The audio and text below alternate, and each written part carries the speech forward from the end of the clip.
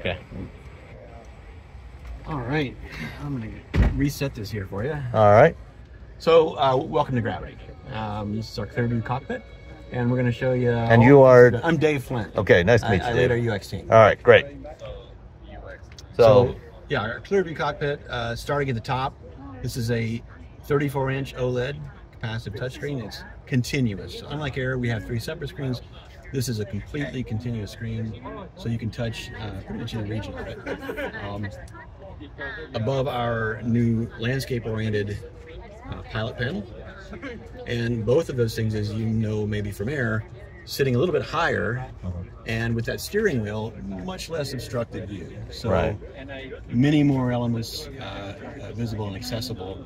And what that means is we can do a lot more to provide information in sort of active spaces on the screen. Starting on the left side, we have what we call dynamic car controls. So those give us access to, at a single touch, for core functions in the car. And one thing that's unique, if you keep focusing on that, I'm gonna go into drive, and you notice those elements went away. Okay. Because we can be smart about it and know that you probably don't need to open your front at 35 miles an hour. So why should that information be there? So you get some context awareness of what's going on. Exactly, and we can declutter the screen, we can simplify some things. In the center, that's our primary display space. That's also where ADAS is going to show, so I'm just deploying it here. Normally you would use our new steering wheel control to deploy ADAS. Again, the content and information there, expanding your vision, giving you a better understanding of what's around you.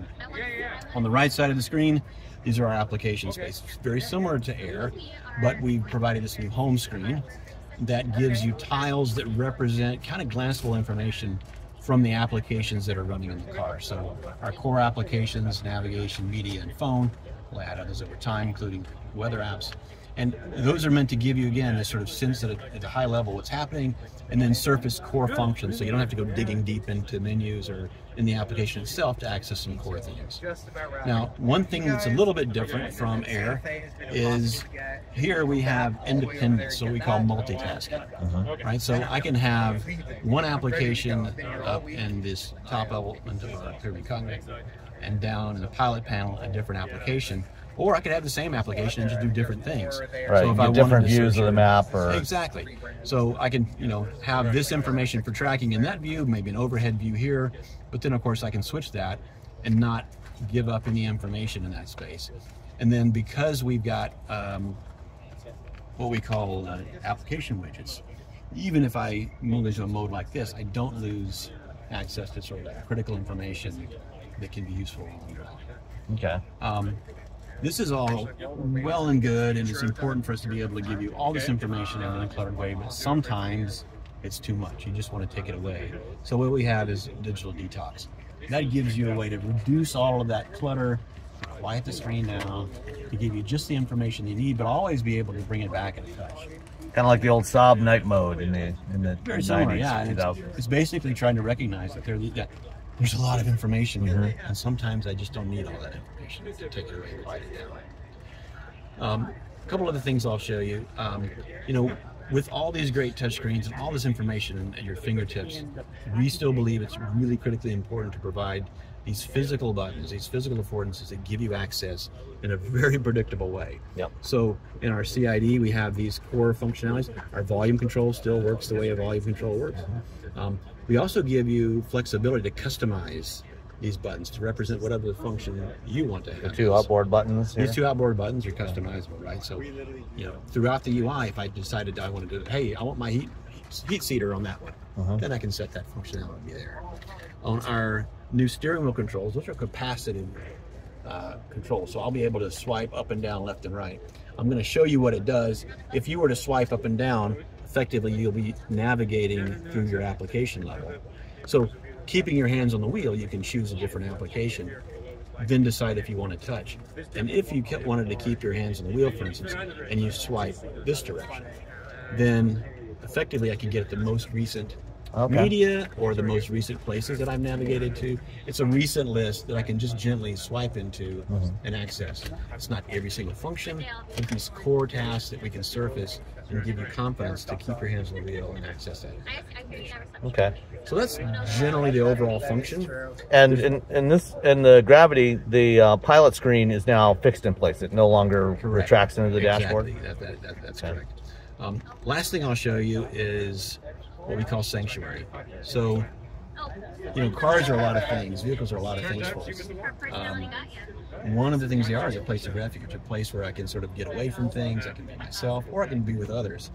And one of the things we've built is content that helps you relax, rejuvenate, recharge, reflect. And so with things like Lucid Spaces, we can provide you these immersive visuals, including the ambient lights. Now, right now, you should be feeling a warm breeze on your face because you're on a Santa Monica beach. You should feel the seat giving you a little bit of a massage as sort of these waves roll in. If I were at Muir Woods, again, gentle, calming, soothing, the lights reflect this immersive environment that we're in. Joshua Tree, I'm here in the night, you know, I'm listening to the night sounds, and we're able to use this to just give you a little moment away. We also have partnered with Metatopia to give you some guided information. So imagine I'm here, the seat position's in the right position, I'm following her along, I'm listening, she's telling me to track the visual light, and I'm using that again as a way to sort of rejuvenate, relax with this guided content. Can also just give you a brief moment. Imagine I get home from the commute. So let's begin with taking a deep breath, decompress from the 405 before you go inside and greet your family. Exactly so. Critical information we think that really helps you sort of regain control of your busy day. One last thing. So we recognize that you know, these personal experiences you start to build with us, we want to be able to reflect and recognize some of those. So whether it's your birthday or maybe you get in the car on New Year's Day, and we can bring this content to the surface. So rather than that reading I showed you at the beginning, this kind of content would be there. And then after I've seen it and I want to show my friends how cool it was, I can always come back and find it here. Great. So that's Sanctuary and a high level of overview of our new Gravity UX experience. Some nice updates from the Air, you know, continuing evolution.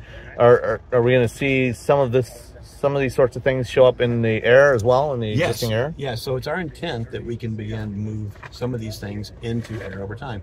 Our team is designed so that when we think about Gravity, we're also thinking about that airspace as well. We want to bring some of that value in. And in fact, those driver widgets that I showed you, or the application widgets I showed you earlier, we're already bringing into Air. Okay, fantastic. Well, thank you so much, Dave. Nice talking to you. All right.